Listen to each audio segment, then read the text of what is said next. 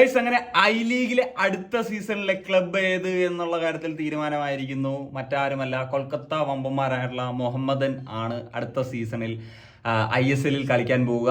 I ലീഗിൽ അവൾ trophy ഉറപ്പിച്ചു കഴിഞ്ഞു. 23 മത്സരങ്ങൾ 52 പോയിന്റ്. ഇപ്പം കഴിഞ്ഞ ദിവസമാണ് ആ ഒരു മത്സരം വിജയിച്ചത്. ഇന്നലെ തന്നെ വീഡിയോ ഇടണമെന്ന് വിചാരിച്ചാണ്, പക്ഷേ ബ്ലാസ്റ്റേഴ്സിന്റെ മാച്ചും ഞാനിപ്പം നാട്ടിലില്ലാത്തതുകൊണ്ടും ഒക്കെ ഉള്ള ഒരു രീതിയിലാണ് കുറച്ച് ലേറ്റായി പോയത്.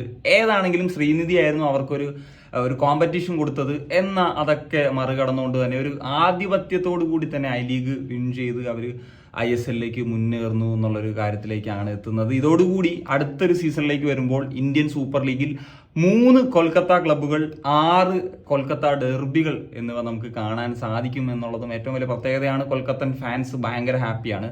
പിന്നെ ഈ ഒരു സീസൺ നോക്കിക്കഴിഞ്ഞാൽ കൊൽക്കത്ത ക്ലബ്ബുകൾക്ക് ഒരു നല്ല കാലമായിരുന്നു. ഇപ്പം ഐ ലീഗ് മുഹമ്മദൻ വിൻ ചെയ്യുന്നു. അതുപോലെ ഡുറൻ കപ്പ് നോക്കിക്കഴിഞ്ഞാൽ മോഹൻ ബഗാനാണ് വിൻ ചെയ്തത്. അതുപോലെ സൂപ്പർ കപ്പ് ഈസ്റ്റ് ബംഗാളാണ്. ഇനി ISL ഷീൽഡിൽ മോഹൻ ബഗാൻ റേസിലുണ്ട്.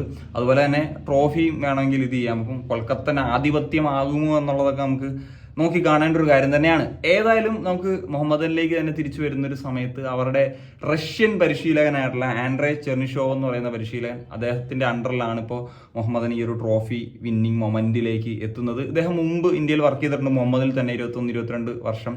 അന്ന് എനിക്ക് തോന്നുന്നു ടൂർണ കപ്പിന്റെ ഫൈനലിലൊക്കെ വന്നിരുന്നു. ശേഷം ഒരു സീസൺ അദ്ദേഹം ഇല്ലായിരുന്നു. വീണ്ടും അദ്ദേഹം തിരിച്ചെത്തുന്നു. രാജകീയമായിട്ട് മുഹമ്മദനെ അവരുടെ ഒരു ഡ്രീം എന്നുള്ള നിലയിലുള്ള ഇന്ത്യൻ സൂപ്പർ ലീഗിലേക്ക് ലീഡ് ചെയ്യിക്കുന്നു എന്നുള്ളതാണ്. ഏതായാലും മികച്ച പ്രകടനം ഇന്ത്യൻ താരങ്ങളുടെ ഭാഗത്തു നിന്നാണെങ്കിലും അല്ലെങ്കിൽ വിദേശ താരങ്ങളുടെ ഭാഗത്തു നിന്നാണെങ്കിലും ഒരു മികച്ച നിരയൊക്കെ അവർക്ക് ഉണ്ടായിരുന്നു എന്നുള്ളതാണ്. അതിലേറ്റവും പ്രധാനപ്പെട്ട ഒരു താരമാണ് മുന്നേറ്റത്തിലെ വിദേശ താരമായിട്ടുള്ള ID ഹെർണാണ്ടസ് എന്ന് പറയുന്ന താരം. അദ്ദേഹം നല്ലൊരു പ്രൊഫൈലുള്ള താരമാണ് കേട്ടോ. വേണേ ISLലും കളിക്കാൻ ഇവരിപ്പം പ്രൊമോട്ട് ചെയ്യുന്ന സമയത്ത് ഉപയോഗിക്കാവുന്ന പ്ലെയറാണ് ഈ ഒരു ID ഹെർണാണ്ടസ്. ഹോണ്ടറാസിന്റെ ഇന്റർനാഷണൽ പ്ലെയറൊക്കെ ആയിരുന്നു. 27 മത്സരങ്ങൾ കളിച്ചിട്ടുണ്ട്. വേൾഡ് കപ്പ് ക്വാളിഫിക്കേഷനും അതുപോലെ കോൺഗാഫ് ഗോൾഡ് കപ്പും ഒക്കെ അടക്കം നിരവധി മത്സരങ്ങൾ, 27 മത്സരങ്ങളിൽ 7 ഗോൾസ് ഒക്കെ അടിച്ചിട്ടുണ്ട്. ഏതായാലും മുഹമ്മദിന് വേണ്ടി 13 ഗോളുകളാണ് സ്കോർ ചെയ്തിട്ടുള്ളതെന്നുള്ളതാണ്. പിന്നെ ഇന്ത്യൻ താരങ്ങളുടെ പ്രകടനം എടുത്ത് പറയുകയാണെന്നുണ്ടെങ്കിൽ ഡേവിഡ്, അദ്ദേഹം നല്ല പെർഫോമൻസ് നടത്തുന്ന ഒരു നമ്പർ 9 ആയിട്ട് തന്നെയുള്ള പ്ലെയറാണ്. 5 ഗോൾ 2 അസിസ്റ്റ്. അതുപോലെ ബികാഷ് സിംഗ് എന്ന് പറഞ്ഞിട്ടുള്ള ഒരു താരം, അദ്ദേഹം കേരള ബ്ലാസ്റ്റേഴ്സിൽ നിന്നാണ് ലോണിൽ പോയത്. അദ്ദേഹം നല്ല ഗോൾ കോൺട്രിബ്യൂഷനെ കൊടുത്തിരുന്നു.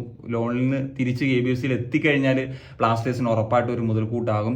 പിന്നെ അടുത്ത സീസണിലേക്ക് വരുന്ന സമയത്ത് ഡേവിഡ് ഈസ്റ്റ് ബംഗാളിലേക്ക് പോകും, പ്രീ കോൺട്രാക്ട് ഒക്കെ ആയി എന്നുള്ളതാണ് വാർത്തകളൊക്കെ വരുന്നത്. ആ സാഹചര്യത്തിൽ ലാൽബിയാക്കിനാന എന്ന് പറഞ്ഞിട്ടുള്ള, നമുക്കറിയാം, ഐസ്വാളിന്റെ പ്ലെയർ ആണ്. നിലവിൽ ഐ ലീഗിലെ ഇന്ത്യൻ ടോപ്പ് സ്കോററാണ്. അദ്ദേഹത്തെ മുഹമ്മദൻ ടീമിൽ എത്തിക്കാൻ ശ്രമങ്ങൾ നടത്തുന്നു എന്നുള്ളതാണ്. ഏതായാലും ഈ പറഞ്ഞ പോലെ അത്യാവശ്യം നല്ലൊരു സ്കോഡൊക്കെ തന്നെ ഉണ്ട്. ചെറിയ ചില മാറ്റങ്ങൾ ഇന്ത്യൻ പ്ലേയേഴ്സിന്റെ കാര്യത്തിലാണെങ്കിലും അതുപോലെ വിദേശ താരങ്ങളുടെ ഒക്കെ കാര്യത്തിലാണെങ്കിലും ഒരു അഡീഷൻ നടത്തി കഴിഞ്ഞാൽ മുഹമ്മദിന് ഒരു ആദ്യ സീസണിൽ തന്നെ ഒരു മികവ് കാട്ടാനാകും എന്നുള്ളതാണ് ഞാൻ എക്സ്പെക്ട് ചെയ്യുന്നത്. സോ പഞ്ചാബ് വന്നതിനേക്കാൾ കുറച്ചും കൂടി ഒരു സ്ട്രോങ് ആയിട്ടുള്ള ഒരു നിരയൊക്കെ ഉണ്ടാകും എന്നുള്ളതാണ്. പിന്നെ കോച്ചാണെങ്കിലും അത്യാവശ്യം നല്ല പ്രൊഫൈലുള്ളതാണ്. ഞാൻ പറഞ്ഞല്ലോ, അതായത് മുമ്പ് റഷ്യയുടെ നാഷണൽ ടീമിന്റെ ഒരു അസിസ്റ്റന്റ് കോച്ചായിട്ടൊക്കെ പ്രവർത്തിച്ചിട്ടുള്ള ഒരാൾ കൂടിയാണ്. So that's it guys. അപ്പോൾ എന്തൊക്കെയാണ് നിങ്ങളുടെ ഒപ്പീനിയൻസ്? ഉറപ്പായിട്ടും കമ്പോസ് ചെയ്യാൻ വരികയാണ്.